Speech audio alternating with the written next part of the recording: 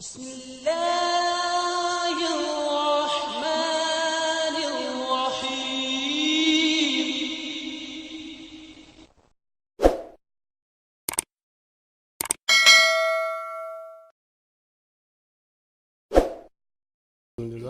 اب وقت تھوڑا رہ گیا ہے، ایک آخری سوال باقی ہے پروگرام کا.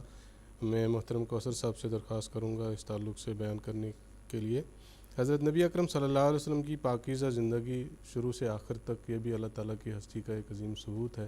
اس تعلق سے اختصار کے ساتھ وضاحت کرنے کی طرف. جی، یہ اللہ تعالیٰ کا ثبوت ہے. دیکھیں، نبی کریم صلی اللہ علیہ وسلم نے مکہ میں یہ اعلان کیا قل هو اللہ احد کہ اللہ ایک ہے. اسی کے اوپر ساری مخالفت بھڑکی، ورنہ آپ تو امین کے نام سے سارے علاقے میں مشہور تھے. اس کے بعد ان لوگوں نے یہ سوچا جو مکہ والے تھے کہ بات یہ ہے کہ ہم تو 360 بتوں کی عبادت کرتے ہیں، تو یہ جو ہیں یہ تعداد تو بہت کوئی مطابقت ہی نہیں ہے. بہرحال اس ساری بات کو چھوڑتے ہوئے اس کے اوپر سارا اختلاف شروع ہوا تھا کہ اللہ ایک ہے. اور اس کے بعد سارے کی ساری مخالفت حضور صلی اللہ علیہ وسلم کی ہوئی. آپ کو مدینہ ہجرت کرنی پڑی، وہاں آپ کا ان لوگوں نے پیچھا کیا اور آپ کی آواز کو دبانے کی کوشش کی، ہر طرح سے جنگوں کے ذریعہ اور طریقوں سے، سب طریقوں سے. اللہ تعالیٰ نے آپ کو فتح نصیب کی. آپ فتح مکہ کے موقع پر مکہ تشریف لائے، حجۃ الوداع کے موقع پہ تشریف لائے. وہاں پر ایک عورت ہندہ جو ابو سفیان کی بیوی تھی، اور حضرت حمزہ رضی اللہ عنہ کے ساتھ انہوں نے بڑی بے حرمتی کی تھی ان کی لاش کے ساتھ احد میں.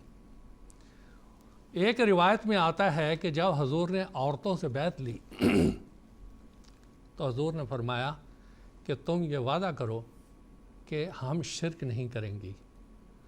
حضور نے ہندا کے بارے میں یہ فرمایا تھا کہ یہ میرے پاس نہ آئے، مجھے دیکھ کے حمزہ یاد آتے ہیں، تو وہ چھپ کے آئی تھی اور بیعت کرنے والوں میں شامل تھی. تو جس حضور نے فرمایا شرک نہیں کریں گی، تو وہ ایک دم اسے رہا نہیں گیا، بول پڑی کہ اب بھی ہم شرک کریں گی. ایک تھے آپ اور ایک کا اعلان کیا، ہماری 360 نے کوئی مدد نہیں کی. آپ نے اللہ کے نام سے ایک بات کہی تھی اور اللہ تعالیٰ نے آپ کو کامیاب کیا، اور ہمارے 360 والے سارے کے سارے ناکام ہوئے.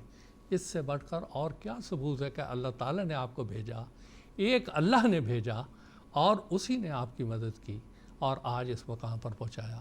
تو یہ دلیل ہے اس بات کی کہ اللہ کا وجود موجود ہے.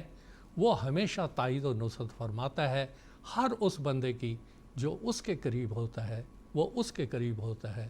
اور حدیث میں بھی یہ آتا ہے کہ نوافل کے ذریعہ سے میرا قرب پاؤ اور میری تائید و نصرت حاصل کرو.